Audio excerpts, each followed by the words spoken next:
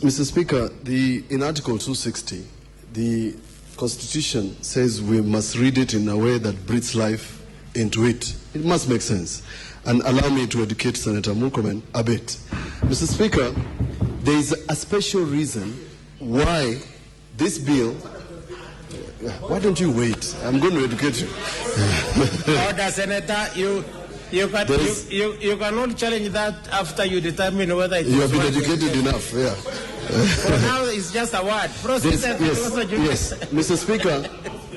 Speaker, the reason this bill is here is pursuant to Article 110(2), which says, and it makes this a special bill because it relates to election of members of county assemblies or county executive.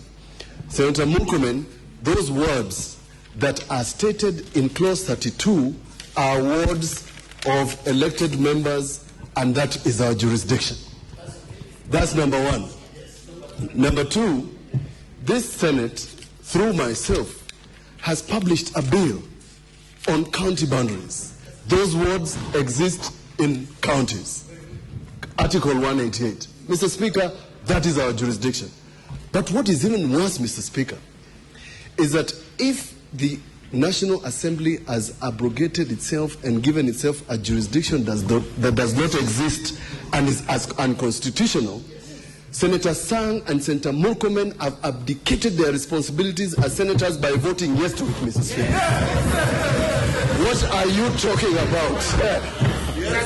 Allow me to educate these young men, Mr. Speaker. Because Mr. Speaker, Governor Murutu mentioned something that is very important. And he said there are wards that border counties. And therefore, it is possible that in a delimitation of a ward, you will affect the boundary of a county.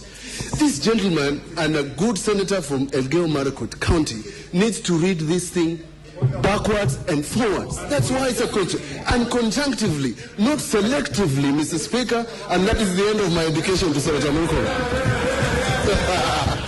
Order, members. Order, members, we need to make progress. But I will allow Senator Murkomen to confirm whether he has been educated or otherwise. Mr. Speaker, it is a pity that my colleague has miseducated the public. And by the way, either by qualification or otherwise, Mr. Speaker, Senator Mutula Kilonzo is not qualified to educate me. But Mr. Speaker, and he has actually confirmed from his submissions. Mr. Speaker, let's get it right. Let's get it right. Neither Senate nor National Assembly has a responsibility on delimitation of boundaries. Mr. Speaker, the County Government Act, which I helped to draft, Mr. Speaker, makes it very clear that the Senate can play a role, say, for example, to say we need 1,450 wards like we proposed then and passed by Parliament. But we have no role to go and say that ward should be like this or like this. The Constitution removed that responsibility from National Assembly or the Senate. And Mr. Speaker, my correction to Senator Orengo was specific. Mr. Speaker, not just running around the question of whether a bill concerns counties, whether Article 188, what Article 188 that Mutula Kilonzo Jr. is talking about, insofar as the delimitation of counties, which the Constitution says we must pass in the Senate National Assembly by 2/3. That is specific. But the Constitution, Article 89, does not give us roles to deal with delimitation of wards and constituencies, whether this House or National Assembly. That is the Constitution, that is the law. It cannot be changed by rhetoric and repetitions. Order, members. Order, members. Order, members. Order, members. Obviously, it was never meant to be, and it shall not be, that the chamber or a House of Parliament or Parliament shall be a classroom for educating people. Proceed, Senator Orengo. Mr. Speaker, let me, normally when a senior counsel is speaking, So occasionally, a junior counsel is allowed to educate another junior counsel. But so I'm grateful. I'm grateful to both my junior, Mr. Sang, and my junior, Mutula Kilonzo. And by the way, Mr. Mutula Kilonzo, if you go to the law reports, you will find his name there. I'm still waiting to see a reported case with Senator Murkomen's name.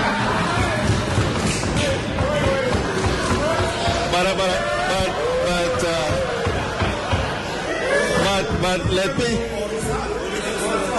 me, but I know Senator Kembe Gitura, you'll find his name there. Mr. Speaker, what is this, Senator Murkomen, on that particular one? Mr. Speaker, specific. Mr. Speaker, order, senators, order, senators, order, Senator Murkomen. Order, Senator. My difficulty is if a member has been mentioned, he has a right of reply. And if Senator Kaniri and I have yet to be registered, we just have to live with the reality. So, Mr. Speaker, we were not talking about litigation. And I am sure my colleague may have been reported in a case he did, either in High Court or in some magistrate court. That is possible. But, Mr. Speaker, it must also be on record. I need to respond to the specific issue. Was specific. Yeah, that's what I'm responding to. I thought you had reported. Mr.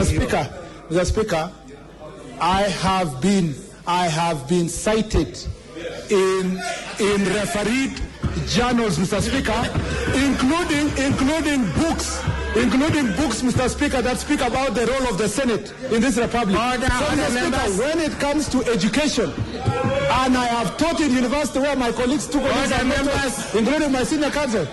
Order, members. Order, members. Order, members.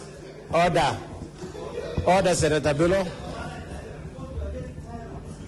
Order, members. Order, members.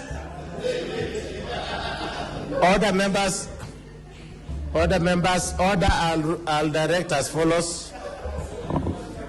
Senator Murkomen did not really have to make that intervention. And sometimes you must appreciate there will be an opportunity to demonstrate how many other things you have done besides where you are supposed to have been. That's okay. So let's allow Senator Orego to proceed. Mr. Speaker, but I cannot deny that he has engaged in a lot of extracurricular activities, which are